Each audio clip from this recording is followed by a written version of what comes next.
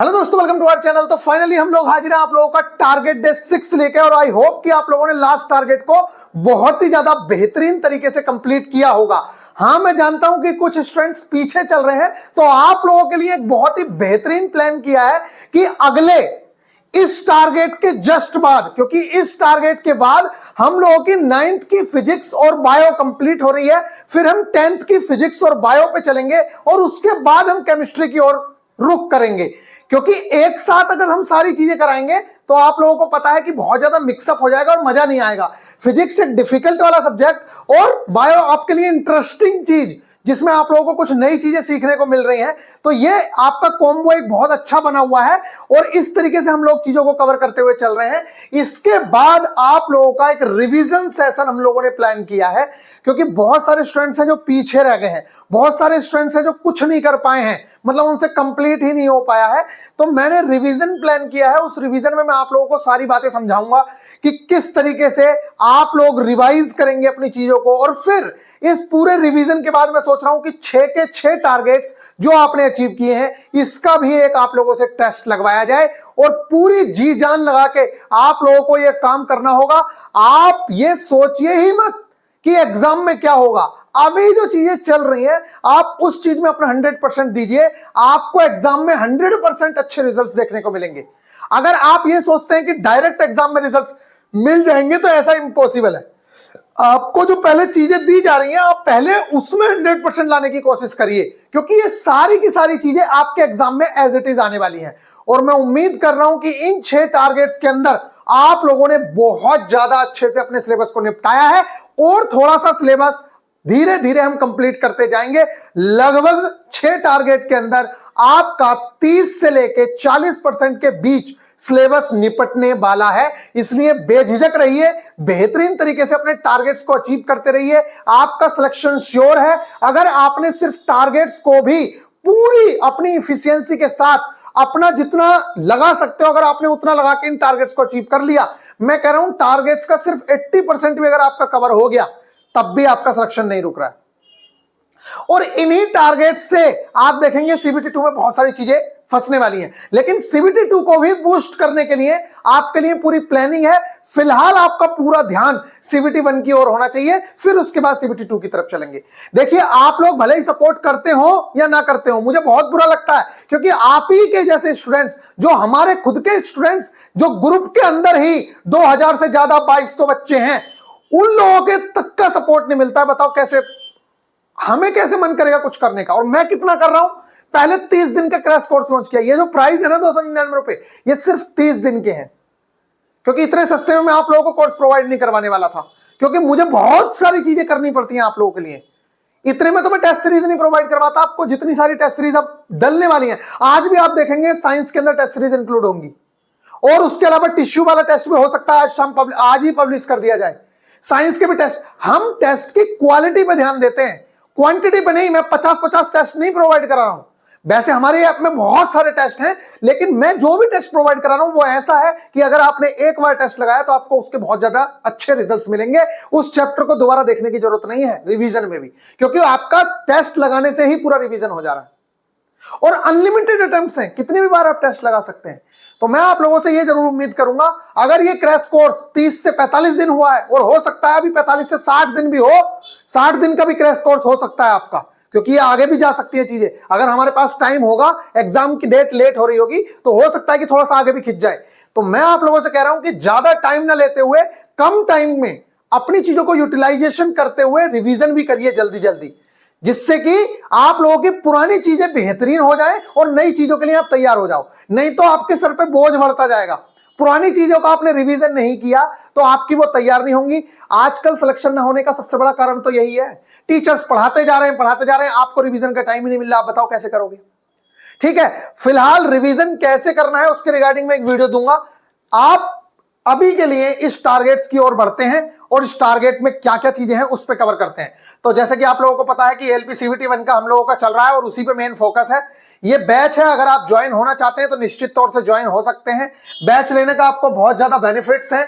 बहुत सारे बच्चे हैं जिन्होंने 20-20 नंबर से स्टार्ट किया था और आज वो बहुत अच्छे मार्क्स गेन कर रहे हैं। यहां तक कि 35-35, 40-40 नंबर 20 वाला बच्चा गेन करना स्टार्ट कर दिया है, क्योंकि उसको एक प्रॉपर वे मिल गया है। उसको यह पता चल गया कि क्या पढ़ना है, क्या छोड़ना है, कौन सी चीजें मेरे लिए इंपॉर्टेंट है, क्या करना है, क्या नहीं करना, उसको सारी बातें पता चल रही है, जिसके चलते उसके मार्क्स में इंप्रूवमेंट दिख रहा है। और ना सिर्फ एक स्टूडेंट बल्कि बहुत सारे स्टूडेंट्स जो बिल्कुल शिद्दत के साथ इन चीजों को फॉलो कर रहे हैं, उन लोगों को रिजल्ट्स देखने को मिल रहे हैं और आप लोगों को भी मिलेंगे अगर आप फॉलो करते हैं तो।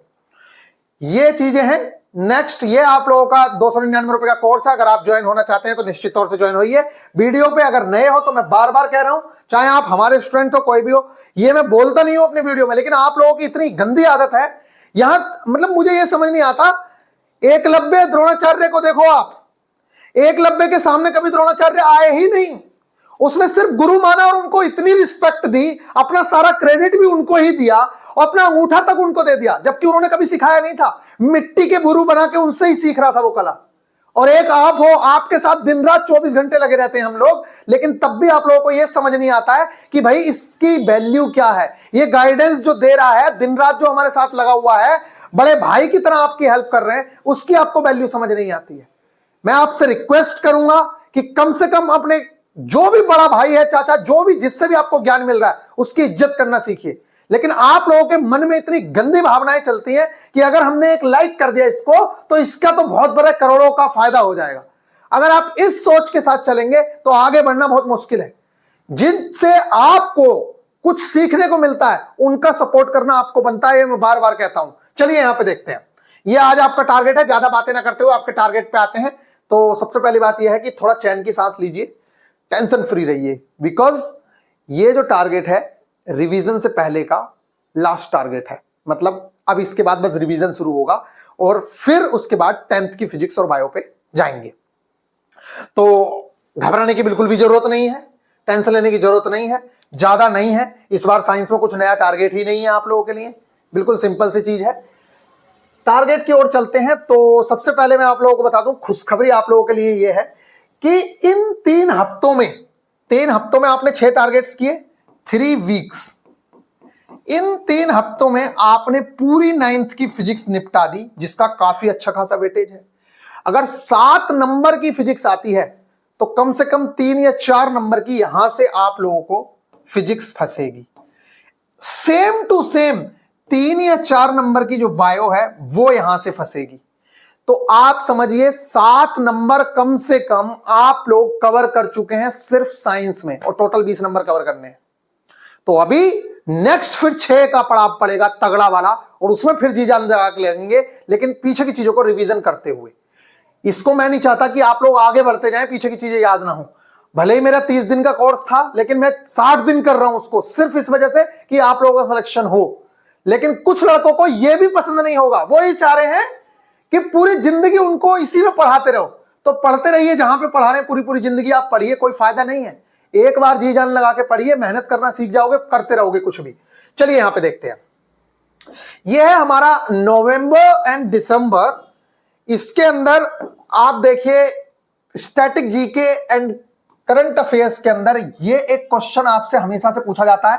तो ये हमारी इंपॉर्टेंट डेट्स, अगर मैं एक बार में आपको दे देता तो ये कभी याद नहीं होती, लेकिन अब मुझे उम्मीद है कि 2-2 जो मंथ की आपने याद की, ये अब कम से कम याद हो गई होंगी। अब पूरा जो टेस्ट होगा 75 क्वेश्चंस का, 6 के 6 टारगेट्स में से होगा, और उन 6 टारगेट्स में आपको इससे भी क्वेश्चंस मिलेंगे, जितने टॉपिक्स थे वहां से क्वेश्चंस मिलेंगे।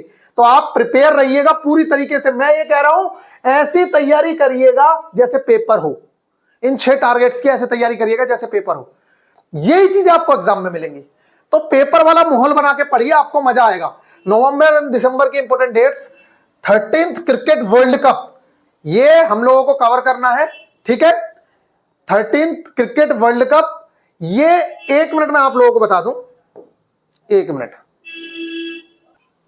तो गाइज ये हम लोगों को कंप्लीट करना है 13वां क्रिकेट वर्ल्ड कप। अभी एक आईसीसी T20 वर्ल्ड कप भी आप लोगों ने देखा, इंडिया विनर रहा, वही था। मुझे क्रिकेट के बारे में वैसे ज्यादा नॉलेज रहती नहीं है, मैं सिर्फ उन्हीं चीजों को पढ़ता हूं जो एग्जाम में आने वाली हैं। तो मैं आपसे यही कहूंगा कि क्रिकेट इस समय पे, क्योंकि इंडिया जीता भी है, हम लोगों ने जीत हासिल की है आईसीसी T20 वर्ल्ड कप के अंदर, तो ये जो वर्ल्ड कप है 2023 में हुआ है, ये आप लोगों के लिए इंपॉर्टेंट है, इसके बारे में भी आप लोगों को पढ़ना ही पड़ेगा, इसको आप इग्नोर नहीं कर सकते हो, क्योंकि ये बहुत बड़ा इवेंट है। अगला इवेंट 27 में होने वाला है, 2027 में। 2027 में कहां होगा ये कमेंट करके आप लोग जरूर से जरूर बताइएगा, नीचे कमेंट करके बताइएगा कि अगला 14वां क्रिकेट वर्ल्ड कप 2027 कहां पे होने वाला है, ये आप लोगों को बताना है। नेक्स्ट, तो ये वाली चीज हम लोगों को कवर करनी है। नेक्स्ट है आगामी खेलों के आयोजन स्थल, इसीलिए ये मैंने चीज डाल दी कि आगामी जो खेल होने वाले हैं, जैसे कि अगला क्वेश्चन पूछ लेगा 14th क्रिकेट वर्ल्ड कप कहां होने वाला है, कौन सी सन में होने वाला है, 2000 ऐसे बोल सकता है 2027 में होने वाला क्रिकेट वर्ल्ड कप किस देश में होगा, इस तरीके के क्वेश्चंस आपसे पूछे जाते हैं। तो क्रिकेट वर्ल्ड कप हो, फीफा वर्ल्ड कप हो, या फिर ओलंपिक खेल हो, जितने भी बड़े बड़े गेम्स हैं इनके बारे में आपसे पूछा जा सकता है। एशियन गेम्स हैं, ठीक है, ये आपसे पूछे जा सकते हैं कि ये कहां होंगे आगे। तो आई होप कि आप लोगों को ये बात समझ आई है, इस चीज को हम कवर करेंगे। नेक्स्ट है आगामी खेलों के आयोजन स्थल, ये मैंने आप लोगों को अभी बताया कि इस टाइप के क्वेश्चंस आपसे पूछे जाएंगे। नेक्स्ट है प्रमुख खेलों के शुभंकर। देखिए ये क्या चीज होती है, एक मस्कट होता है, कहने का मतलब यह है कि कोई भी खेल जब स्टार्ट होता है तो उसमें ना उसका एक सिंबल दिया जाता है किसी भी खेल को, ठीक है, तो उस सिंबल, किसी भी खेल के लिए एक सिंबल बनाया जाता है। हर साल आप देखेंगे कि इस बार एशियन गेम्स का मस्कट क्या था या शुभंकर क्या था, तो कोई भी चीज होगा, मतलब कोई एक कहते हैं छोटा जानवर हो सकता है, जैसे खरगोश से रिलेटेड उसका कोई नाम दे रखा होगा, मतलब इस तरीके से मस्कट बनते हैं, वो एक टाइप का सिंबलाइजेशन है। तो आप लोग इस चीज को देखेंगे, ये बहुत ही ज्यादा इंपॉर्टेंट होते हैं और रेलवे में पूछे जाते रहे हैं। नेक्स्ट है आपका प्रमुख पर्व एवं मेले। प्रमुख पर्व एवं मेले, जितने भी मेले होते हैं आप लोगों ने देखा होगा कि आपसे पूछा जाता है कि पशुओं का फेमस मेला इंडिया में कहां लगता है, ये कमेंट करके बता दीजिएगा। इसी तरीके से बहुत सारे क्वेश्चंस हैं जो आपसे पूछे जाते रहते हैं, लेकिन मैं फिर भी आपको बताऊं, अगर आपसे ये चीजें याद नहीं हो रही हैं तो आप उन चीजों पे ज्यादा फोकस्ड मत रहिए, ज्यादा फोकस्ड नीचे के जो 3 सब्जेक्ट हैं, मैथ, साइंस, रीजनिंग, उन पे ज्यादा फोकस्ड रहिए, क्योंकि ये सिर्फ 10 नंबर हैं और ये आपका टाइम बहुत ज्यादा खाते हैं। इन 10 नंबर में आपको टाइम बहुत लगाना पड़ता है, तो अगर आप नहीं लगा पा रहे हैं तो थोड़ा टाइम दीजिए, सिर्फ रीडिंग मार लीजिए, ज्यादा उनके पीछे मत पड़िए कि करना ही है। जब आप बार बार पढ़ेंगे तो ऑटोमेटिकली हो जाएगा वो, उसके पीछे ज्यादा मत पड़िए, लेकिन इन चीजों को इग्नोर मत करिए। साइंस को इग्नोर मत करिए, मैथ्स को इग्नोर मत करिए, रीजनिंग को मत करिए। और अगर आपका मैथ्स कमजोर है, रीजनिंग आपकी अच्छी है, साइंस अच्छी है, लेकिन मैथ्स कमजोर है, तब आपको थोड़ा सा इधर भी ध्यान देना चाहिए, क्योंकि आपको फिर नैया डूब जाएगी नहीं। तो इस चीज का ध्यान रखिए। तो अपने अपने हिसाब से चीजों को लेकर चलिए। तो मेरा कहना तो यही है कि ये जो चीज है इस पे ज्यादा ध्यान ना देके, सिर्फ इसलिए आप कर सकते हो कि आगे आपको एएलपी का एग्जाम तो देना ही है, टेक्नीशियन का भी देना है, एनटीपीसी का भी देना है, तो उन सारी चीजों में ये काम आने वाली है, जिंदगी भर चीजें, ये कभी भी बदलेंगी नहीं, इस चीज को ध्यान रखें। नेक्स्ट, साइंस में मैंने इस बार जो दिया है वो आपको कुछ दिया नहीं है खास, आप सिर्फ क्लास 9th की फिजिक्स के ऑल चैप्टर्स का रिवीजन करेंगे, जितने भी चैप्टर्स थे, प्लस हमारे कुछ एमसीक्यूज छूट गए, जैसे कि हमने सबसे पहले नंबर पर मोशन चैप्टर था, force and laws of motion था, उन दोनों के तो हमने एमसीक्यूज कर लिए थे, लेकिन अभी वर्क, पावर एंड एनर्जी, ये चैप्टर के, वर्क एंड एनर्जी वाला जो चैप्टर है, इस चैप्टर के हमारे एग्जाम्पलर रह रहे हैं, इसके हमारे एमसीक्यूज रह रहे हैं, प्रीवियस आप देख ही रहे होगे। तो उन चीजों को करेंगे, work, power and energy, work, power and energy और ग्रेविटेशन, इन 2 चैप्टर्स के रह रहे हैं, तो उसके एमसीक्यूज भी हम लोग करेंगे, तो मैं आप लोगों को दूंगा, उस चीज को कवर करना है। इसमें लिखा है अगर आपने रिवीजन नहीं किया तो समझो पढ़ना और नोट्स बनाना बिल्कुल बेकार है, इस चीज को समझ लीजिए। अगर आपने रिवीजन नहीं किया तो ये जो पढ़ाई कर रहे हो आपकी सारी बेकार है, इसलिए रिवीजन बहुत इंपॉर्टेंट चीज है। Revision is equal to selection होता है। बीआईपी गुरुजी ऑफिशियल ऐप के टेस्ट का एनालिसिस जरूर से जरूर करें, ये वेरी वेरी मोस्ट इंपोर्टेंट है। एनालिसिस करने का मतलब ये बिल्कुल नहीं है कि आप सारी चीजों को लिख लें, ये बिल्कुल नहीं है, लेकिन टेस्ट के बाद देखें जरूर कि किस तरीके के क्वेश्चंस हैं, इसका आंसर किस तरीके से दिया है भैया ने, कौन सी इंपॉर्टेंट चीजें और ऐड की गई हैं, ठीक है। उससे क्या होगा, आपका दिमाग पूरी तरीके से खुल जाएगा क्वेश्चन के प्रति, सारे सॉल्यूशन उसके अंदर मिल जाएगा। दूसरी चीज, कुछ बच्चे कहते हैं कि भैया इमेज बहुत छोटी है, हम इसीलिए 4-4, 5-5 सॉल्यूशन डालते हैं। अगर एक इमेज नहीं, एक सॉल्यूशन नहीं समझ आ रहा है, आप दूसरा सॉल्यूशन समझ लीजिए, पीछे मत पड़िए किसी चीज के, ठीक है। अब हम कोशिश कर रहे हैं कि और बेहतर करा जाए, कर ही रहे हैं हम, लेकिन आपके अगर मोबाइल की स्क्रीन छोटी है, आपसे नहीं पढ़ा जा रहा है, तो दूसरी चीज पढ़ लीजिए जिसमें अच्छे से लिखा हुआ है, और पीछे मत पढ़िए ज्यादा। क्वेश्चन का आपको आंसर मिल गया है, जो लिखा रहता है मोटे मोटे अक्षरों में, बात खत्म हो गई। उसके बाद आगे बढ़ जाइए, नहीं समझ आ रहा है मत छोड़ दीजिए उसको, वो तो हम एक्स्ट्रा फैक्ट भरते हैं, कोई देखना चाहे तो देख सकता है। ये हो गया क्लास 9th NCERT का चैप्टर नंबर 13 to 15। ये देखिए, ये बहुत कम है टारगेट, ये तो चलो करोगे ही जो करना है तुम्हें, कोई दिक्कत नहीं है।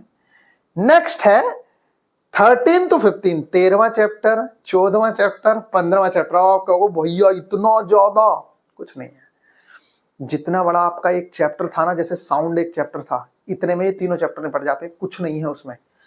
मैं इंपॉर्टेंट बताऊंगा आपको कि क्या इंपॉर्टेंट करना है क्या नहीं करना है, बहुत ही आसान है। रियल में वो बायोलॉजी का पार्ट है आपके CBT 2, और अगर RRB JEE की तैयारी कर रहे हो तो उसका भी ये पार्ट है इन्वायरमेंट वाला। तो इन्वायरमेंट से जो क्वेश्चंस आते हैं, चाहे वो GK में पूछे, चाहे वो आपके ALP CBT 2 में पूछे, वैसे तो मैं ये चैप्टर्स करवाता नहीं हूं, लेकिन फिर भी मैं आपसे कहूंगा कि इसका इंपॉर्टेंट पार्ट देख लेना, एक बार आपके दिमाग में होना चाहिए। अगर आप नहीं भी करोगे तब भी 1 घंटे के अंदर इसके इंपॉर्टेंट टॉपिक्स पढ़ सकते हो। इसके पीछे जो इंपॉर्टेंट टॉपिक्स हैं, अगर मैं बताऊं आप लोगों को, अगर आप देखना चाहें तो यहाँ पे नोटबुक है क्या, अभी यहाँ पे नोटबुक देखता हूं, मैं बता देता हूं आप लोगों को कि क्या करना है क्या नहीं करना है। देखिए, इसके बाद जो हमारे चैप्टर्स बच रहे हैं वो कोई बहुत बड़े चैप्टर्स नहीं है, बहुत सिंपल से चैप्टर्स हैं। पहला चैप्टर है कि हम बीमार क्यों होते हैं, ठीक है, बहुत सिंपल सी चीजें उसके अंदर दी हुई हैं, रोगों से रिलेटेड चीजें। नेक्स्ट है नेचुरल रिसोर्सेज, हमारे पास कौन कौन से नेचुरल रिसोर्सेज हैं, और उसके बाद है इम्प्रूवमेंट इन फूड रिसोर्सेज। ये बहुत ही सिंपल सी चीज है, इसमें कोई ना मैं इसके आपको मार्किंग नोट्स देने वाला हूँ, कुछ नहीं दूंगा, कोशिश रहेगी तो दूंगा, नहीं तो नहीं दूंगा, कोई जरूरत नहीं है इसमें।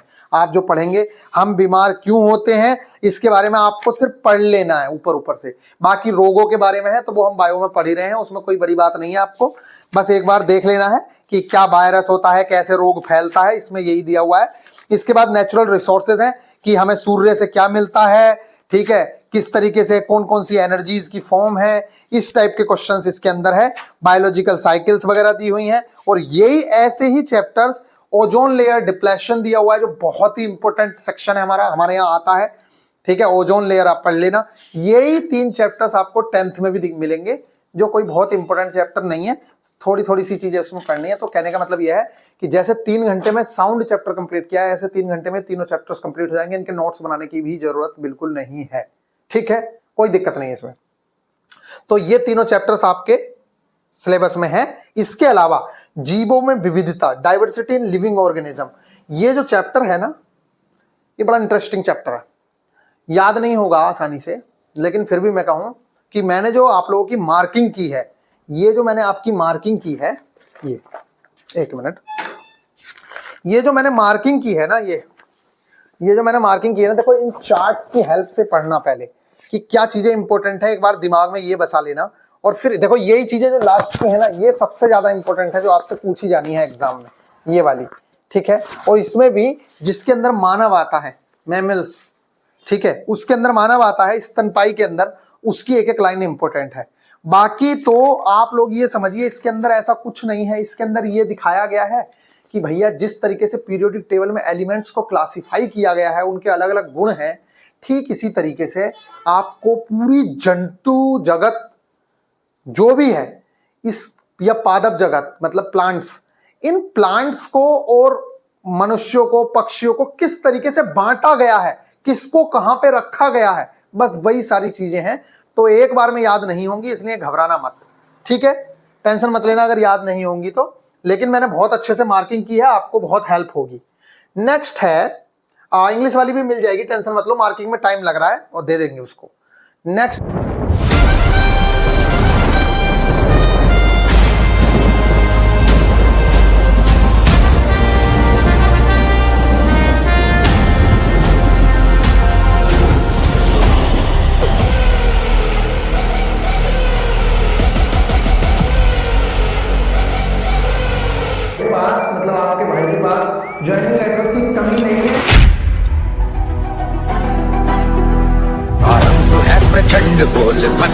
के झुंड बाज जंग की घड़ी की तुम गुहार दो। आन बान शान या की जान का हो दान आज एक धनुष के बाण पे उतार दो। आरंभ है प्रचंड बोल मस्तकों के झुंड आज जंग की घड़ी की तुम गुहार दो। आन बान शान या की जान का हो दान आज एक धनुष के बाण पे उतार दो। आरंभ है प्रचंड। कहानी सुनाए सर, सबर और ध्यान दोनों से सुनिए। इस बार सिर्फ मजा ही नहीं, ताज्जुब भी होगा।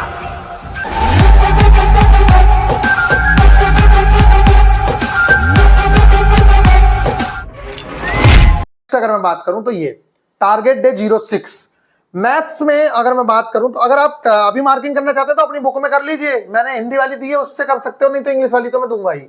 नेक्स्ट है मैथ्स में आपका प्रॉब्लम्स ऑन नंबर, जो हमारे पिछले टारगेट में भी था, तो इस बार हम इसके प्रीवियस ईयर क्वेश्चंस करेंगे क्योंकि आपने पिछली बार कर लिया था बहुत कुछ और रियल में पूछो तो सारे क्वेश्चंस वहीं से बन जाएंगे जो आपने करने थे। इस बार बस आप इसके प्रीवियस ईयर क्वेश्चंस देखेंगे। नेक्स्ट है प्रॉब्लम्स ऑन एजेस, जैसे ये किया 1 से 1.5 घंटे के अंदर, सेम 1 से 1.5 घंटे के अंदर ये वाला चैप्टर भी निपट जाता है, कुछ ज्यादा खास है नहीं। तो 2-3 लेक्चर्स इसके होंगे, ये कवर करना है, ये पूरा कवर करना है। और घातांक एवं करनी नेक्स्ट टारगेट में भी रहेगा जब आप रिवीजन खत्म करके जाएंगे। इस चीज के आपको सिर्फ बेसिक्स सीखने हैं। क्या करने हैं? बेसिक्स सीखने हैं और बाकी अगले टारगेट में रहेगा। तो इतना टारगेट आपका मैथ्स का है। रीजनिंग के अंदर डायरेक्शन एंड डिस्टेंस, दिशा एवं दूरी, ये चैप्टर पूरा कंप्लीट करना है। जो आपने देखा होगा कि राधा इधर चली, फिर इधर चली, फिर इधर चली, अब बताओ वो उसका घर से उसकी डिस्टेंस कितनी है। इस टाइप के क्वेश्चंस पूछे जाते हैं। तो बहुत आसान तरीके से आप लोगों को ये सारी चीजें समझ आएंगी। नोट्स में प्रोवाइड करवा ही रहा हूं, उन नोट्स में से आप चीजों को देखिएगा, आपके लिए बहुत आसान हो जाएगा। और अब हम कोशिश करेंगे कि आप लोगों को जैसे कि 6-7 टारगेट्स हो गए तो आपको कंटेंट भी प्रोवाइड करवा दिया जाए। ठीक है, आई होप कि आप लोगों को ये बात समझ आ गई है। और मैं बार बार कह रहा हूं कि वो कंटेंट आप किसी के भी साथ शेयर ना करें, अपने पास कंटेंट रखें, वो इंपॉर्टेंट कंटेंट है। तो अगर आप इस तरीके की चीजें करेंगे तो कंटेंट को रेस्ट्रिक्ट कर दिया जाएगा, यानी कि आप ग्रुप में से डाउनलोड ही नहीं कर सकते हो, सिर्फ देख सकते हो। इस तरीके की चीजें हो जाएंगी अगर ज्यादा वो रहेगा। तो मैं देखता हूं, मैं जो भी चीजें शेयर करता हूं वो इधर उधर वायरल होती हैं, तो वो चीजें ना करिए, आप पढ़ाई करिए अपनी। अदरवाइज आप लोगों को चीजें नहीं प्रोवाइड करवाई जाएंगी फिर आगे, अभी बहुत कुछ देना बाकी है। ठीक है, कोर्स का मजा लीजिए। मिलते हैं नेक्स्ट वीडियो में, ख्याल रखिएगा। अगर आप नए स्टूडेंट हैं तो प्लीज वीडियो को लाइक जरूर से जरूर करके जाइए। ग्रुप डी और टेक्नीशियन के लिए भी पूरी प्लानिंग चल रही है, उस चीज को भी हम इंप्लीमेंट करेंगे। फिलहाल आप लोग बेहतरीन तरीके से अपनी तैयारी करते रहिए। मिलेंगे नेक्स्ट वीडियो में, ख्याल रखिएगा। अगर बैच में जुड़ना चाहते हो तो जितना जल्दी पॉसिबल हो जुड़ जाओ, क्योंकि डे बाई डे लेट हो रहा है और फिर कुछ नहीं कर पाओगे। और एक यही चीज है जो 18 से 20 टारगेट के अंदर आप लोगों को एग्जाम में सिलेक्शन दिलवा सकती है। बाकी तो आप दुनिया के 50-50 लेक्चर्स, 100-100 लेक्चर्स करते रहिए, होना कुछ है नहीं। और मैं एक बात बता दूं, लास्ट टाइम पे टॉपर्स आए या कोई भी हो, सबको पढ़ना इंपॉर्टेंट ही होता है। पहले इतनी मोटी बुक्स पढ़ते हैं और बाद में सब इंपॉर्टेंट ढूंढते हैं, तो क्यों ना पहले से ही इंपॉर्टेंट चीजों को ज्यादा ध्यान में रखा जाए। आई होप कि आप लोग इस बात को समझोगे। मिलेंगे नेक्स्ट वीडियो में, ख्याल रखिएगा, टेक केयर।